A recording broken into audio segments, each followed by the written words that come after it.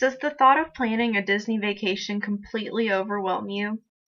Disney vacations are full of magic and fun and adventure, but they can prove to be very stressful to plan. I can offer you 3 tips that will help you, hopefully, to have an easier time planning your vacation. The first thing that I can tell you is that you have to decide between going to Disneyland Park or Disney World Park. It may seem like an easy decision, but it's pretty hard. Both parks have a lot of fun to offer. After that, you have to book your trip, your hotel, your meal plans, all sorts of trivial things. Then after that, you have to decide which days you'll visit which parks, which rides and attractions to see, just things of that nature. To start with this, I'll try to explain the differences to you between Disney World and Disneyland. Disneyland's a much older park than Disney World is, but it's still tons of fun. Disney World is a theme park giant. They have 4 theme parks, like 30 hotels, and they have 30 hotels, 2 water parks, and a giant shopping area. It's also spread out on a huge amount of land, which is nice, but it's nice to have lots of things to do, but it's a very large area.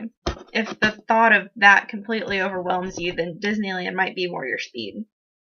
They have only 2 parks, and then they have 3 different hotels for you to choose from. It's also very convenient because both parks are right across the street from each other, so you just have to walk a little ways to experience different parks. And also, another difference between them is the weather, which might seem trivial, but it's pretty important. To say if you're planning a summer vacation, Disneyland can be much more convenient because California weather's beautiful. It's 70 and sunny and breezy, while Orlando in June is just completely miserable. And both parks offer different things. Disneyland has things like Cars Land, which is completely fun.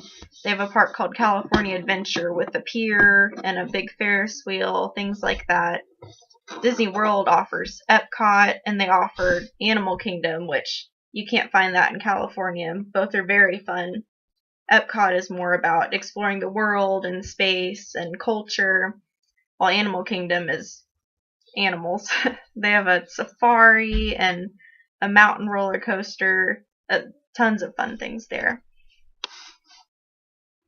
So, in conclusion to that, I mean, both resorts are tons of fun, but they just offer different things. So you have to decide what's right for you and your family or whoever you're vacationing with.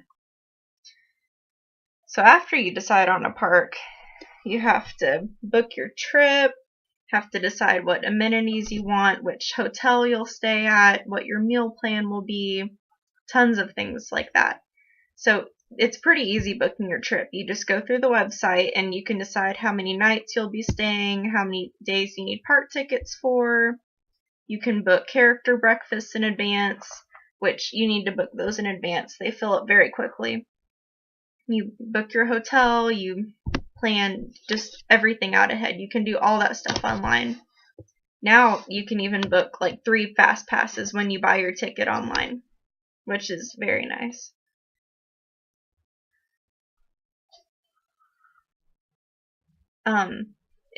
It can be easier staying at Disney World or at least on the property, which is very nice. It's convenient because they bus you to all the parks and the monorails, so you don't have to drive anywhere, which is very nice. And so it's easier staying there because they offer so many more hotels on the property. But also Disney World is much more spread out than Land, which is why they offer you all of that, because at Land you can just walk everywhere. And they really don't need as many hotels. But also, at Disneyland, Anaheim, there's many Anaheim hotels that partner with Disney to give you good rates. But lots of these things you really need to book very far in advance because Disney is a pretty crazy place. Lots of people want to go there. And finally, it's really wise to plan out which parks you want to visit on which day you'll be there and decide what rides you want to do and just make a list and plan everything out. some rides really, they offer these things called fast passes where you can get one in advance and then you speed up your wait for a ride, which is really nice if the ride has, say, a 2-hour wait. So it's wise to research beforehand. You can just Google it on which rides really you need a fast pass for. Just find the ones that you're most interested in and then go ahead and get that once you get there for the day.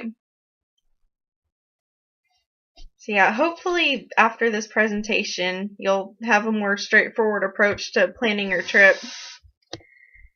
Once you've chosen, your park and your meal plan and your hotel, you can get started on making really fun and magical memories, such as this one. That's me when I was 6. Disney creates memories that you'll remember for the rest of your life. So hopefully this presentation helped. Thank you.